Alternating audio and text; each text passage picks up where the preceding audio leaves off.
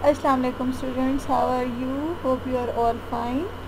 So this is our next lecture, and here I'll tell you about what is reported speech, how it is used, what is the structure of reported speech, and how it used in our daily life, what is the components which is used in the reported speech, how it differ from the direct speech.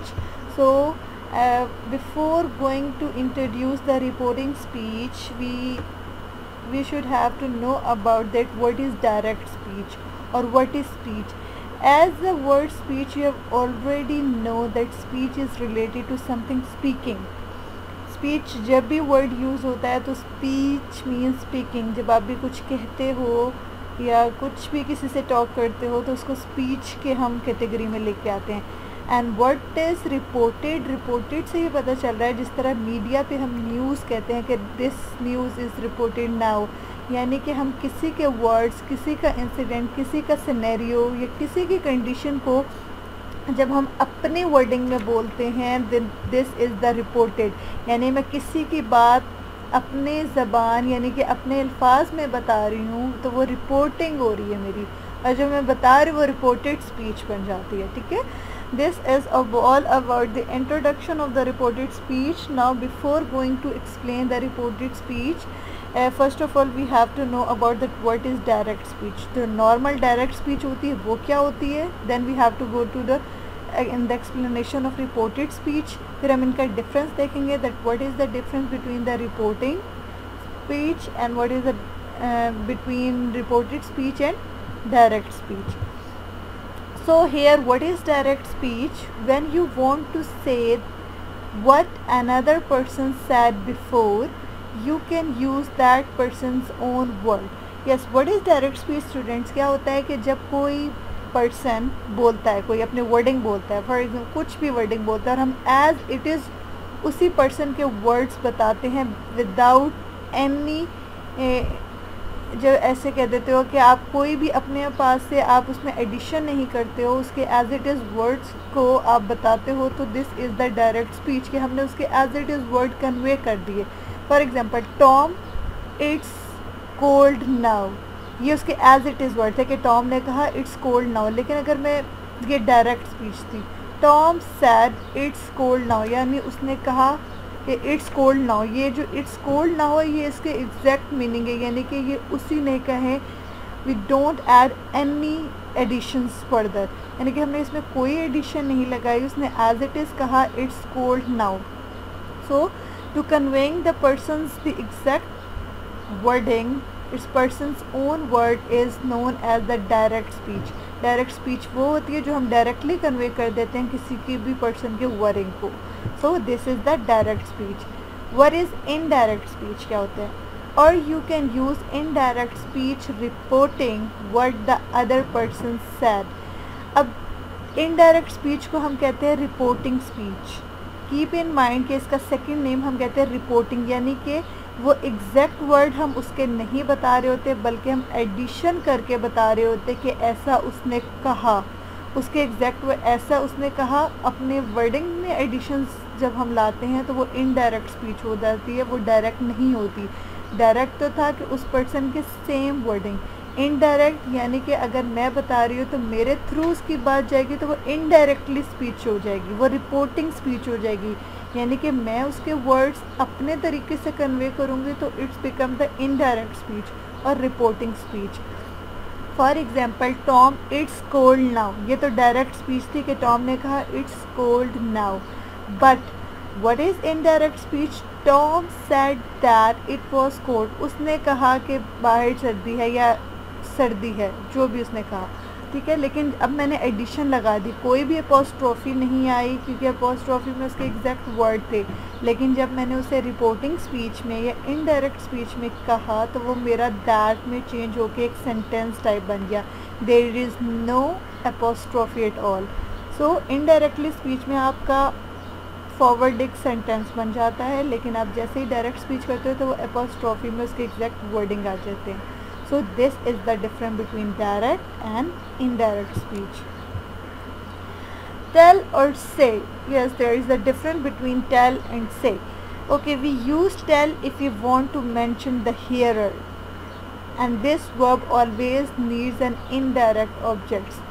जब भी हम ऐसे wording use करते हैं, जैसे tell कर दिया कि ही टोल्ड मी और ही सेड टू मी, ही, तो हमेशा हम मेंशन कर रहे होते हैं हेयरर को, जिसको हम कह रहे होते हैं, जिसको हम सुना रहे होते हैं, who is the listener, who is the hearer. So this verb always.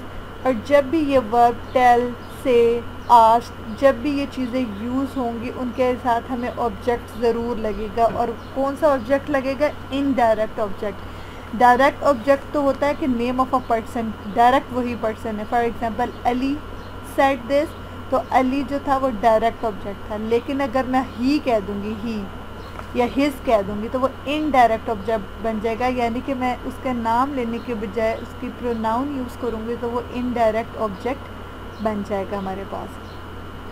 So whenever you use such type of words, you need an indirect object. For example, he told. अब told हमने लगाया, हर उसके साथ लगा ज़रूर indirect object के तौर पे. He told her that he could not go. So ये हमारी एक indirect और reporting speech हो गई, जिसमें हमने यूज़ किया verb tell, यानी जिसकी सेकेंड फॉर्म told यूज़ की, और हर हमने indirect object यूज़ कर लिया. So this is the one condition of reporting speech. What comes the next? When we use say. अब हमने tell का बता दिया कि tell में क्या होता था, जब हम hearer को mention करते थे लेकिन हम उसके साथ एक addition भी लगाते थे. Same is the case with the say.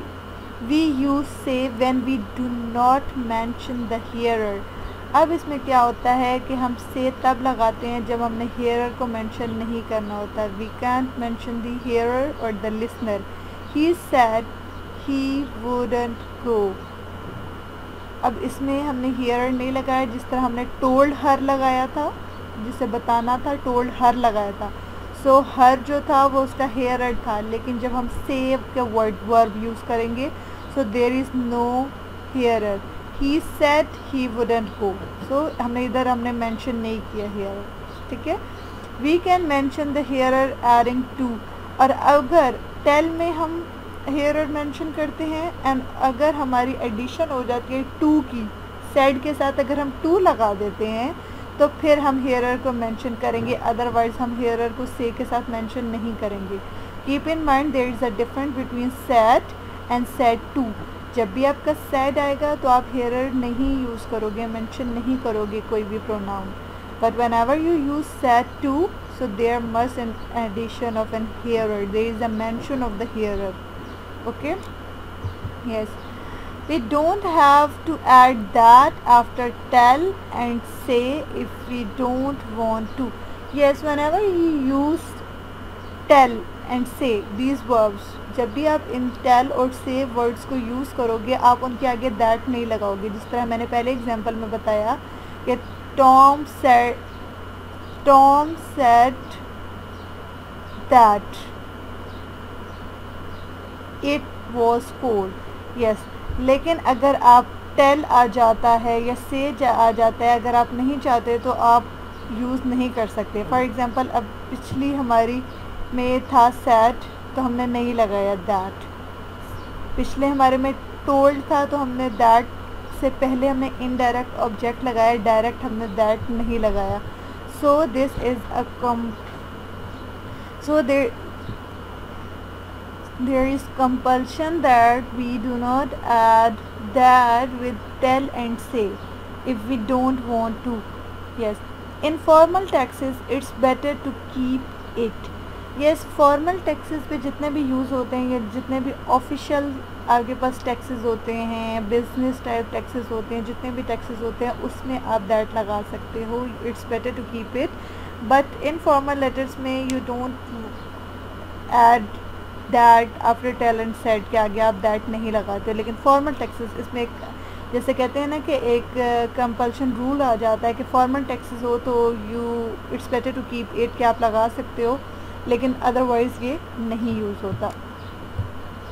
Yes, other reporting speech verbs क्या होते हैं कि दैट के साथ कौन कौन से वर्ब्स यूज़ हो सकते हैं. We can use a clause with that, with यहाँ जहाँ भी आप दैट का वर्ड यूज़ करते हो तो उसके साथ कौन कौन से वर्ब यूज़ हो सकते हैं. एडमिट हो जाता है. For example, he admit that, he advise that, he agreed that, he insisted that, he promised that, he remind that, he suggested that, and he warned that. So such type of clauses, with that we use such type of reporting verbs. They are used like say and tell. Yes, they are same verb like say and tell, लेकिन मैंने आपको बता दिया कि say and tell में हम that की addition नहीं करते. जहाँ पे हमें ज़रूरत होती है यानी कि formal texts में होती है तो वहाँ पे हम addition कर देते हैं, लेकिन otherwise we don't need such type of verbs. So ये कुछ verbs हैं जिसके साथ हम that लगा सकते हैं. So yes, changes क्या आती हैं. एक तो direct speech होती है, मैंने आपको बता दिया, which is the exact wording of the speaker. Indirect speech मैंने आपको बता दिया, reporting, which is not the direct or exact wording of the speaker. तो जब हम direct से indirect में करते हैं तो what changes can, when we report someone's word, जब भी हम report कर रहे होते हैं direct से indirectly, some changes takes place. कौन कौन सी changes आती हैं. person चेंज हो जाता है. फॉर एग्जांपल, अगर वहाँ नाम यूज़ हो रहा है, नेम ऑफ अ पर्सन आ रहा है तो वो इधर एज अ प्रोनाउन यूज़ हो जाएगा. टाइम प्लेस चेंज हो जाता है आपका कि वहाँ पे अगर हियर है तो वहाँ पे देयर हो जाएगा. तो time and the place change हो जाता है.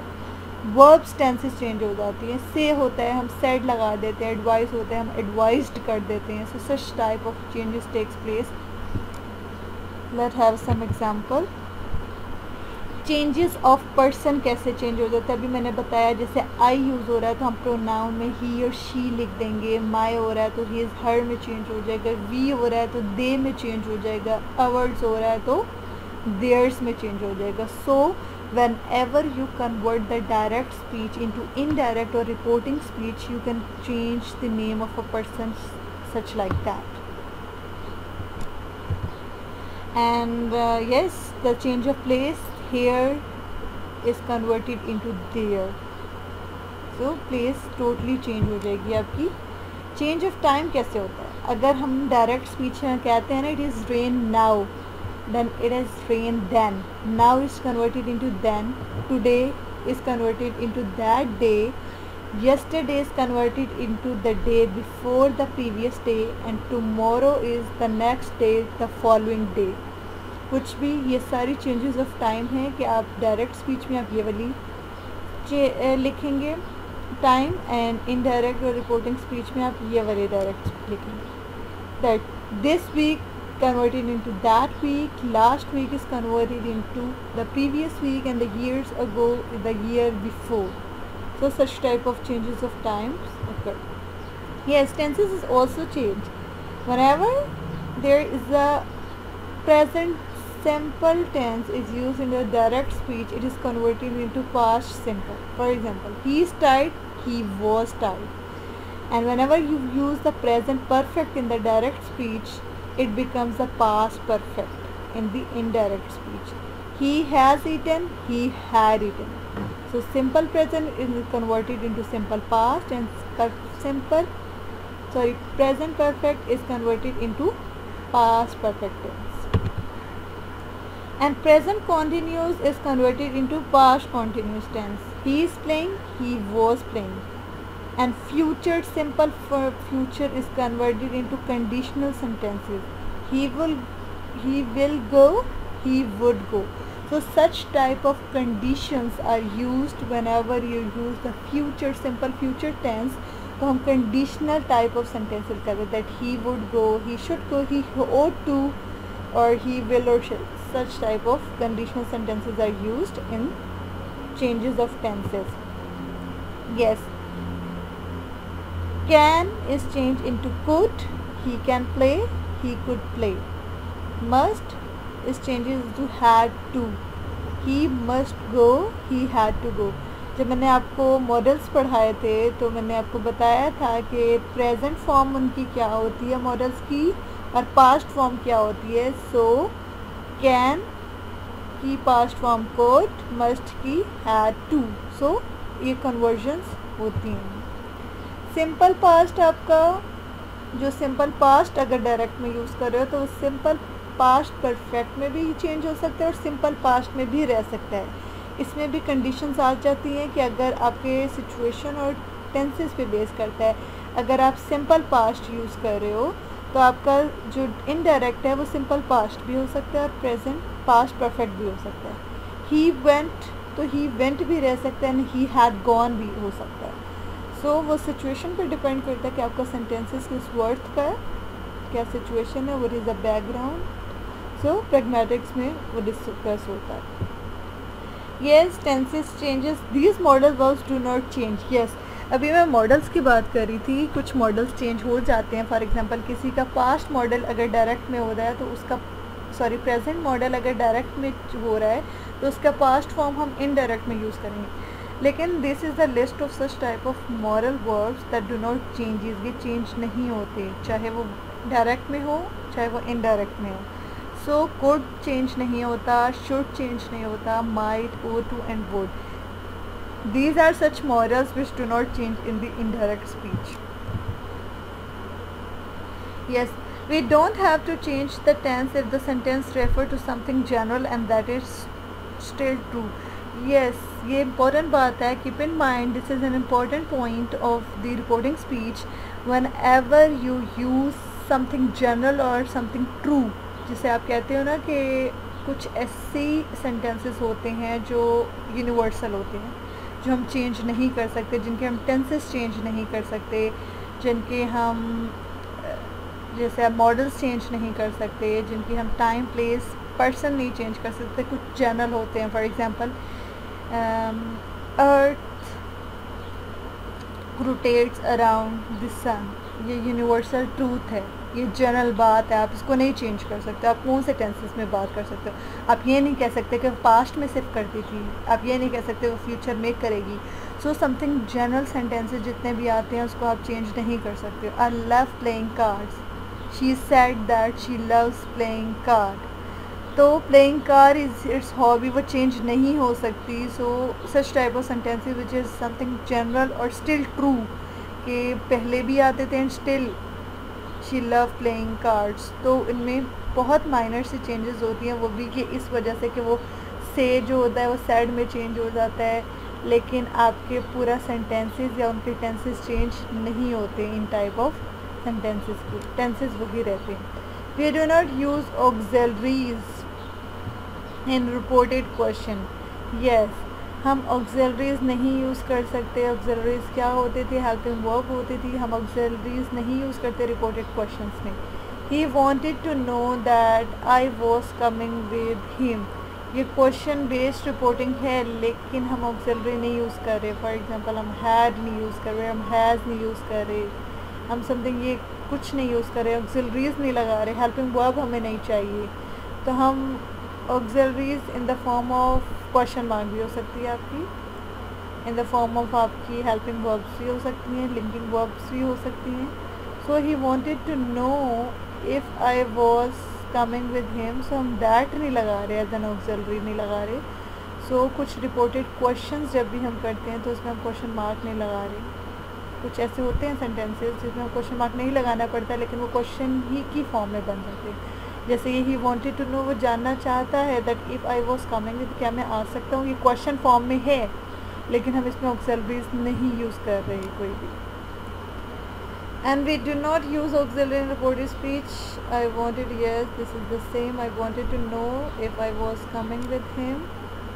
Word orders that which comes the first and which comes in the second position. The word order in reported question is the same as in the positive sentences. He asked me if I had some money. So जितने भी आपके positive sentences जैसे आप बोलते हो, जिस तरह उसमें आप सेम जैसे करते हो ना, सिंपल सेंटेंस लगाते हो, सब्जेक्ट आ गया, वर्ब आ गया, ऑब्जेक्ट आ गया, तो same is the case with the word order of reported speech. आप वैसे ही लिख रहे होते हो। He asked me if I had some money, so आपका सब्जेक्ट वही आ गया, आपकी वर्ब वही आ गई एंड आपका ऑब्जेक्ट वैसे आ गया। जैसे ही आप पॉजिटिव सेंटेंसेस यूज़ करते हो ना, same is the order with the reported question. WH questions क्या होते हैं, जितने भी WH families, who, when, whom, where, what, जितने भी WH क्वेश्चंस होते हैं, we can report questions with verb like ask, wonder और वांट। मैंने आपको बताया कि जिस तरह आपने इंट्रोगेटिव और कोई भी क्वेश्चन बेस्ड सेंटेंस यूज़ करना है तो ज़रूरी नहीं है कि आप व्हाट लगाओ, whom लगाओ, which लगाओ और एंड पे क्वेश्चन मार्क डालो, ज़रूरी नहीं है। रिपोर्टेड स्पीच में आप ऐसे वर्ब्स यूज़ करते हो कि वो आपका क्वेश्चन ही लग रहा होता है। For example, we wanted to know, हम जानना चाहते हैं। This type of question is this, what the time was, he asked what the time was, he wondered. So आप WH क्वेश्चंस यूज़ करते हो लेकिन वो इस तरह मोल्ड कर देते हो कि वो आपका रिपोर्टेड क्वेश्चन बन जाता है। लेकिन जब भी आपने कोई क्वेश्चन पूछना होता है तो आप ये वर्ब्स लगाते हो, ask, wonder, want to know, तो ये क्वेश्चन ही बन जाते हैं। That you want to know, you ask some question, you want to wonder, you want to ask something. So ये सारे WH क्वेश्चंस रिपोर्टेड स्पीच में in the form of these verb use होते हैं। Yes and no question, अब कुछ ऐसे question होते हैं जिनका आंसर येस और नो होता है, वो कैसे यूज़ होते हैं? They are introduced by if and whether. Yes, हम यहाँ पे कंडीशंस लगा दें, कंडीशनल। इफ़ और वेदर, इफ़ जो होता है वो कंडीशनल सेंटेंस कहते हैं कि अगर ये हुआ तो फिर वो होगा। तो जितने भी कंडीशनल सेंटेंसेस है उसके आंसर हम येस और नो में देते हैं। आर यू हैप्पी, येस और no. She wanted to know if और whether I was happy. So अगर ये क्वेश्चन था आर यू हैप्पी, ये डायरेक्ट स्पीच थी। अगर इसको इनडायरेक्ट में स्पीच में करते हो, रिपोर्टेड स्पीच में करते हो, तो आप ऐसे बोलोगे, शी वांटेड टू नो, यानी कि क्वेश्चन पूछ रहे हो, ठीक है। She wanted to know if I was happy या वेदर आई वॉज हैप्पी, तो क्वेश्चन बन गया और आंसर्स इनके येस और नो में होंगे। सो रिपोर्टेड स्पीच में जब भी येस और नो वाले क्वेश्चन हो तो आप इस तरह इफ़ और वेदर लगा के भी इंट्रोड्यूस करवा सकते हो सेंटेंसेस को। आस्किंग फॉर इंफॉर्मेशन, अब कुछ सेंटेंसेस होते हैं जिनमें आप कोई क्वेश्चन या इंफॉर्मेशन आस्क करते हो, जैसे to ask the politely for information we can use the phrase like. जब भी आपने कोई इंफॉर्मेशन पूछनी हो तो आप पोलाइट वे में कुछ फ्रेजेस बोलते हो। Could you tell me please, do you know, have you any idea. जब भी हम कुछ किसी से पूछते तो हम यही सवाल करते, have you any idea, do you know that, could you tell me please. So जब भी आपने रिपोर्टेड स्पीच करनी है तो आपने सच टाइप ऑफ फ्रेजेस लगाने हैं जब भी आपने कोई इंफॉर्मेशन पूछनी है, ठीक है। यस, कुछ ऐसे सेंटेंसेस होते हैं रिपोर्टेड स्पीच में जहाँ पे आपको रिक्वेस्ट करनी पड़ जाती है, जहाँ पे आपको ऑर्डर्स देने पड़ जाते हैं। So we can use the structures tell and ask something to do something, समझ टू डू। किसी को आपको रिक्वेस्ट करवानी पड़ जाती है, करनी पड़ जाती है, किसी को ऑर्डर देना पड़ जाता है। सो इसमें हम कैसे लिखेंगे, गो इनसाइड, डायरेक्ट स्पीच है गो इनसाइड। सो इनडायरेक्ट कैसे बनेगी, she asked me to go inside, she told me to go inside. So इस तरह उसकी रिपोर्टेड स्पीच बनेगी। Don't go inside, she asked me not to go inside, she told me not to go inside. So direct speech थी go inside and don't go inside, लेकिन हम reported speech में उसको किस तरह रिक्वेस्ट एंड ऑर्डर दे रहे हैं, she asked me to go inside. Yes, then comes the offers, suggestions and something more. We can use अब ऑफ़र जब हमने करनी होती है, सजेशन देनी होती है, तो हम ये ऐसे वर्ड यूज़ करते हैं, agree, offer, promise, refuse, threatening with to infinitive. कभी भी हमने ये वर्ड्स यानी ऑफर्स वगैरह, ऑफर्स के वर्ड, सजेशंस के वर्ड यूज़ करना है तो आपने टू लगाना है, इन्फिनिटिव यूज़ करना है। इन्फिनिटिव क्या होता है, टू प्लस द वर्ब, यानी कि आप कोई भी वर्ब यूज़ करने से पहले जब टू लगा देते हो तो it becomes the infinitive. So अगर हम डायरेक्ट स्पीच हमारी ये थी, I will open the windows, indirect हम कैसे बनाएंगे, he offered to open the windows. So offered हमने लगाया क्योंकि हमने ऑफ़र करनी, और टूल हमने लगाया, इन्फिनिटिव हम लगाते हैं, ओपन द विंडोज़ या वर्ब लगाए एंड देन ऑब्जेक्ट। सो जब भी ऐसे कोई डायरेक्ट स्पीच में आपका ऑफ़र हो, अब सजेशन हो, तो उसको इनडायरेक्ट में लगाने से पहले आप ऐसे वर्ड्स यूज़ करते हो, टू लगाते हो एज एन इन्फिनिटी. ठीक है. Yes, we can use admit, apologize for, insist on and suggest followed by ing. yes, अगर आपने लगाना हो, कोई भी एडमिट करनी हो या कन्फेस करना हो या अपोलोजाइज़ करना हो, ठीक है, तो आप कुछ वर्ड यूज़ करते हो. फॉर एग्ज़ाम्पल ing लगा देते हो फॉर कॉन्टिन्यूइंग फॉर्म में, या कोई भी ऐसे इंसिस्टेड फॉर्म में, एडमिटेड फॉर्म में कोई भी ऐसे वर्ड यूज़ करते हो तो आप आगे ऑन लगा देते हो. ठीक है. यानी कि अगर हमारी डायरेक्ट स्पीच थी you should play cards with us, ये आपकी डायरेक्ट स्पीच थी. इसे इनडायरेक्ट में आप कैसे करते हो, ही इंसिस्टेड ऑन, यानी कि इंसिस्ट आपने किया, उसको ऑन आपने एडिशन की. एंड प्लेइंग कार्ड्स, प्ले था डायरेक्ट में, हमने प्लेइंग कर दी, यानी कि आईएनजी फॉर्म की एडिशन कर दी. So whenever you use some confession और एडमिट और apologise sentences, you use the on, for example insisted on, and add ing form followed by the ing form, यानी कि उसके आगे आप ing form में लगाओगे. ठीक है. then this is all about this is all about your reported speech. That what is reported speech, what is the difference between direct speech and reported speech, how it is used, how the tenses are changed, how the places are changed, how the persons are changed, how the times is changed. Then comes that if there is WH questions, then what will happen. If there is some offer, suggestion, requested, order, then what will happen. So this is all the use of the reported speech. So yes, it is much difficult, not to say that much difficult, yet is it yes, there is some confusions to know that there is some difficulties in understanding that what comes the next after this and what comes the next after this. So you have to take much concentration on it. तो कभी कोई भी confusion हो तो you can contact me. So this is all. Thank you so much.